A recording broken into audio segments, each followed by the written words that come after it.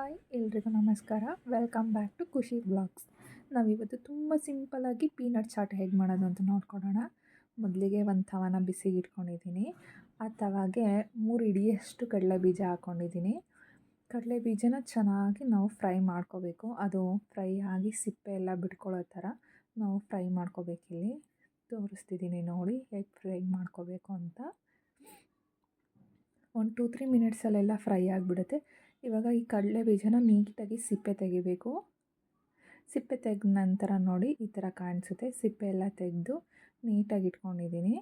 ಇವಾಗ ಇದಕ್ಕೆ ತುರಿದಿಟ್ಕೊಂಡಿರೋ ಅಂಥ ಕ್ಯಾರೆಟ್ಸ್ನ ಸೇರಿಸ್ಕೊತಾ ಇದ್ದೀನಿ ನಾನಿಲ್ಲಿ 1.5 ಕ್ಯಾರೆಟ್ನ ತುರಿದಿಟ್ಕೊಂಡಿದ್ದೀನಿ ಅಷ್ಟೇ. ಇವಾಗ ಒಂದು ಈರುಳ್ಳಿನ ಸಣ್ಣದಾಗಿ ಹೆಚ್ಚಿಟ್ಕೊಂಡಿದ್ದೀನಿ, ಅದನ್ನು ಕೂಡ ಸೇರಿಸ್ಕೊತಾ ಇದ್ದೀನಿ. ಹಾಗೆ ಸ್ವಲ್ಪ ಟೊಮೊಟೊ ಹಣ್ಣು ಕೂಡ ಸೇರಿಸ್ಕೊತಾ ಇದ್ದೀನಿ ನಾನು.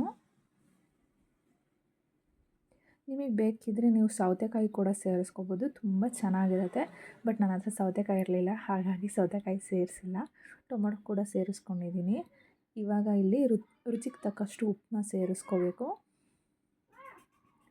ಹಾಗೆ ಸ್ವಲ್ಪ ಖಾರಕ್ಕೆ ಅಂತ ನಾನು ಚಿಲ್ಲಿ ಪೌಡರ್ನ ತೊಗೊಂಡಿದ್ದೀನಿ. ಜೊತೆಗೆ ಸ್ವಲ್ಪ ಅರಿಶಿನ ಪುಡಿ,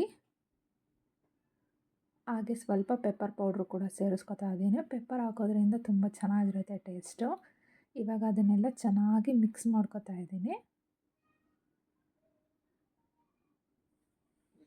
ನೀಟಾಗಿ ಮಿಕ್ಸ್ ಮಾಡ್ಕೊಳ್ಳಿ. ತುಂಬ ಚೆನ್ನಾಗಿರುತ್ತೆ ಇದು. ಹೆಲ್ತಿಯಾಗಿ ಕೂಡ ಇರುತ್ತೆ. ತುಂಬ ಫಾಸ್ಟಾಗಿ ಚಟಾಪಟ ಅಂತ ಮಾಡ್ಕೋಬೋದು. ಈವ್ನಿಂಗ್ ಕಾಫಿ ಜೊತೆ, ಟೀ ಜೊತೆ ಎಲ್ಲ ತುಂಬ ಚೆನ್ನಾಗಿರುತ್ತೆ ತಿನ್ನೋದಕ್ಕೆ.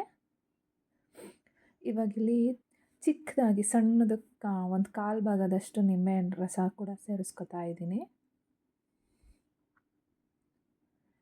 ಇವಾಗ ತುಂಬ ಸಿಂಪಲ್ಲಾಗಿರೋ ಪೀನಟ್ ಚಾಟ್ ರೆಡಿ. ನಾನು ಕಾಫಿ ಜೊತೆ ಸರ್ವ್ ಮಾಡ್ತಿದ್ದೀನಿ.